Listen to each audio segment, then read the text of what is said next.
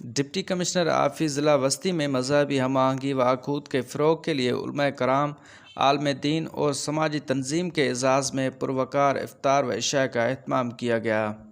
Deputy commissioner و administrator ضلع وسطی طاہر سلیم کی جانب سے 18 رمضان المبارک ڈی سی سینٹر آفس سکی حسن ناتھ ناظم آباد میں افطار و عشاء کا اہتمام کیا گیا۔ افطار و عشاء میں بڑی تعداد میں علماء کرام، سماجی تنظیموں و دیگر افراد نے شرکت کی۔ تقریب میں Saylani welfare J D C سمیت دیگر فلاحی تنظیموں کے رہنماؤں نے بھی شرکت کی۔ ڈپٹی کمشنر آفس کی جانب سے پروقار افطار و عشاء کے اہتمام پر علماء کرام و سماجی رہنماؤں نے اظہار تشکر کیا۔ علماء کرام کی جانب سے ڈسٹرکٹ سینٹرل کی بہتری کے لیے ڈپٹی کمشنر و ایڈمنسٹریٹر کی کوششوں کو سراہا۔ تقریب سے خطاب میں ڈپٹی کمشنر سینٹرل طاہر سلیم نے معاشرے کی فلاح و اخوت کے فروغ میں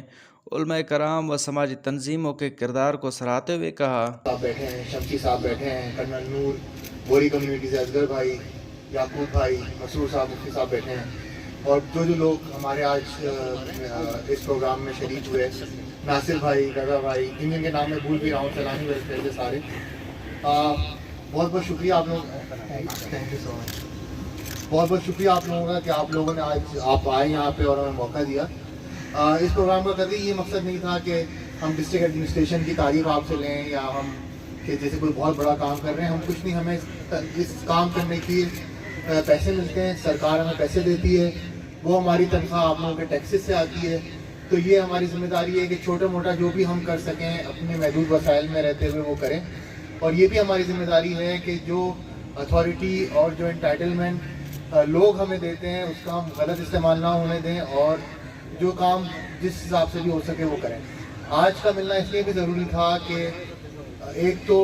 میری یہ کمزوری بھی رہی کہ 8-9 مہینے سے ہم نے اس طرح کی تقریب پہلے نہیں تھی، یہ بہت پہلے ہونی چاہیے تھی،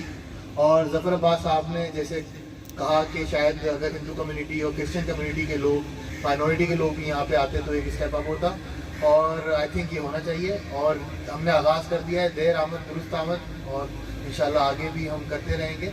مقصد یہی ہے کیونکہ اب طاق راتیں آنا شروع ہو گئی ہیں، اہل تشیع کمیونٹی سے ہمارے شمسی صاحب بیٹھے ہیں، اور